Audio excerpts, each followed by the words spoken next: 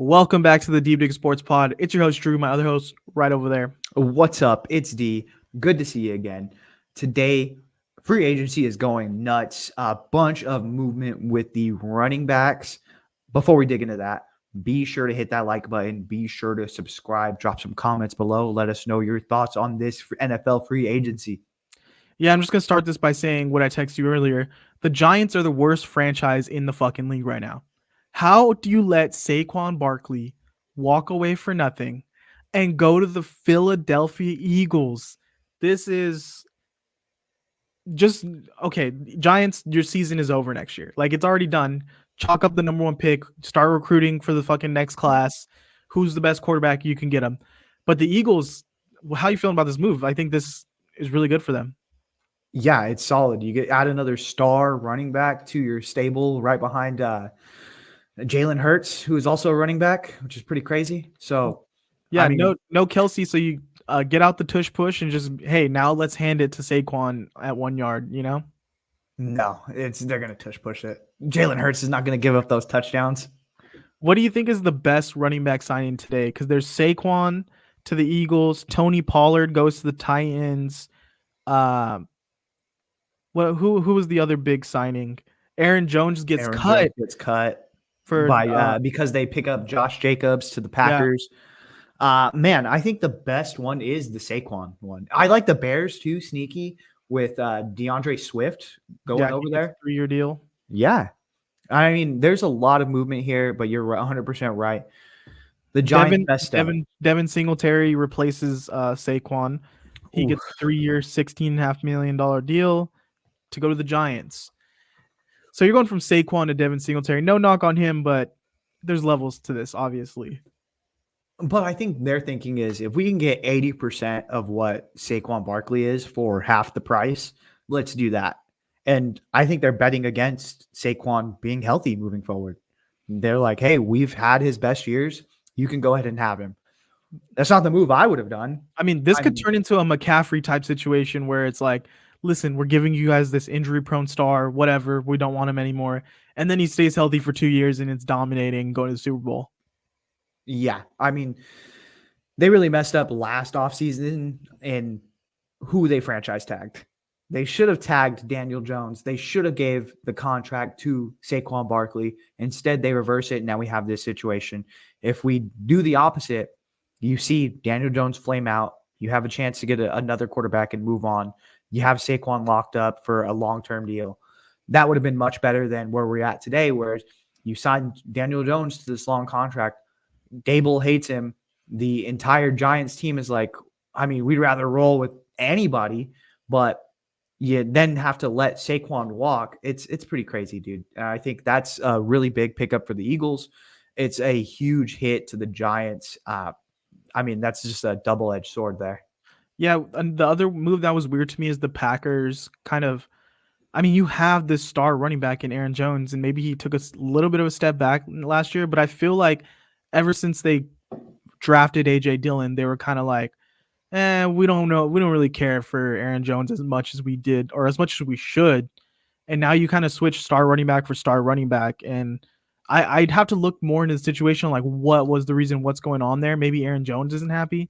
It seems like a hat on a hat, like star running back. Like what's changing here? Yeah, which is weird because Aaron Jones is a pretty valuable weapon to the Green Bay Packers. We've seen it against the 49ers. Aaron Jones was putting in work, carving them up. And I think, if anything, they should have kept both of them and just let go of A.J. Dillon. Yeah, but I think then you're selling it to Josh Jacobs. Like, you're going to be a lead back. Like, you're getting the majority of carries. If your Aaron Jones is still there, it's like, who's really going to be the lead back, Yeah, but then you have two awesome running backs, and maybe Josh Jacobs is like, hey, you know what? I'm coming from Vegas where they beat the shit out of me. They ran me up and down, and they wanted me to be a hero. And he said, I have no problem being a hero, but I have to make hero money. And we've seen the Raiders just weren't able to pay that. I mean, you go to Green Bay, you're like, hey, I'm under this young quarterback. We have some weapons here. The receiving core is really developing.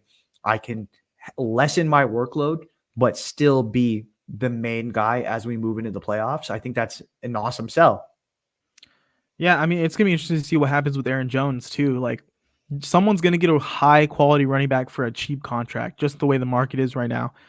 And I think there's a lot of teams that could use him right now. Um, he's definitely top 10 for me in running backs, maybe top 5 still. He's around there. Yeah. So for that guy to just get onto the market randomly right now, I don't know who's going to come out and get him, but someone's going to come up. If it's like the Chiefs or something, I'm going to be pissed. What if it's the Dallas Cowboys? Yeah, that's interesting too, because so Dallas Cowboys have Ezekiel Elliott, who was like dominant for a while, and then we saw he, wasn't the same, didn't have the speed, put on a little weight, and everyone was like, this backup though, Tony Pollard is the guy. Like, he's better than Zeke, he's better. And then you get rid of Zeke and you make Tony Pollard the guy, and it turns out Tony Pollard's a backup. Like, Yeah. he wasn't a great lead back. I'm interested to see now what happens with the Cowboys backfield, but also Tony Pollard in Tennessee. Like, what is he going to look like? Are they going to make him the lead back, or are they going to kind of go running back by committee? Because Derrick Henry's gone, right? Yeah, Derrick Henry is leaving. Tajay Spears is there. He's on the market, right? Derrick Henry. Yes. So that's weird that he hasn't got signed yet. I don't know, man. I mean, again, just like I was saying about, Josh Jacobs, there's a lot of miles on Derrick Henry. And how comfortable do you feel with that? Because we've seen running backs just fall completely off of a cliff. Dalvin Cook. The one I always think about is David Johnson. And so it's like, yeah, you're looking good, all pro, and then just fall off a hill. Is that going to happen with King Henry? They've been saying it for a while and it hasn't happened yet. So yeah. And so I think if you're the Dallas Cowboys, you look into Derrick Henry and you look into Aaron Jones. I think those are your two.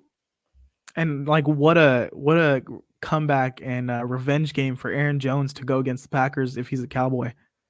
Right. That'd be some great TV. But and I think too, like, who else could use a really solid running back? Like, you start to like look through and you're like, okay, well, maybe he'll go to New England, who is always trying to pound the rock.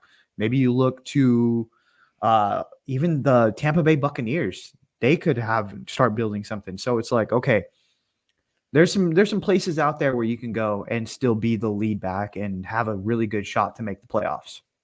Do you think Zeke gets a job again? I don't know. It depends what his price tag in New England, Yeah, it just depends what the price tag is. Yeah. Like, is it weird though that we haven't really seen any wide receiver signings? There's not really a great wide receiver market right now. No, I mean, you're going to have to trade for a guy. Yeah. But what compensation are you going to give to get T. Higgins, Brandon Ayuk? You try to draw out Justin Jefferson when you have a really deep receiving class coming in this draft. And that's kind of where I'm like, okay, like with T. Higgins, what are you going to do? He just requested a trade. But if you're the Bengals and you're like, okay, well, let's try to get a trade going. Are you really going to trade him for like a 3rd round pick? I don't think so. You're going to try to get a 1st or a 2nd. But if you're a team giving up a 1st or a 2nd, why wouldn't you just take a really good wide receiver with that pick? Yeah. And it's going to be interesting to see too, the market for these wide receivers, how there's more and more wide receivers coming and less running backs. Do we start to see a next generation of running backs, wide receivers turn to running backs in high school to try to, get jobs in the league later, because there's a million wide receivers. There's so many wide receivers coming in every year. Your careers are getting shortened now because you're drafting all these good guys with talent. When does the market start to shift back to running backs? Because it seems like everyone went from running back to receiver. Yeah, that's true. I mean, you should start flipping the corner right now. Yeah, that'd be a good move right there, honestly, because you can easily switch from, well, not easily, but depending on your talent, in high school, switch from wide receiver to corner, play that in college, and become one of the better corners in the league. And if you become one of those better corners, you're making wide receiver money. And not even that. Like, you don't even have to be a top guy. Everyone plays 3 corners on the field at all times, pretty much. And so because you have to match a wide receiver, wide receiver, wide receiver. All right, we're going to go corner, corner, corner. There's more jobs opening up. And realistically, your corner 1 and maybe 2 you feel good about, but a lot of teams don't feel good about their number 2 and number 3. So Yeah, there's a lot of open opportunities. and just look at the rosters. Like, how many teams have super young wide receiver rooms? Look at all the cornerback rooms. It's all veterans. It's all old guys. So those jobs are drying up pretty soon, or those jobs are going to be plentiful pretty soon as these guys age out. But like, you see corners holding on for years after, but then you see some of these wide receivers, you're like, Julio Jones can't get a team. Like, you're just like looking at these veteran receivers and they can't find work. When all these corners, I mean, we hung on to Josh Norman for way too long. Yeah, definitely. And yeah, so you could play corner.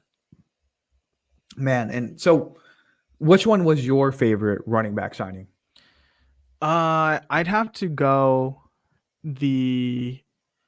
not Tony Pollard. Saquon, it's obviously like the blockbuster move, but I really do like the Chicago signing, the DeAndre Swift. I think that one is solid.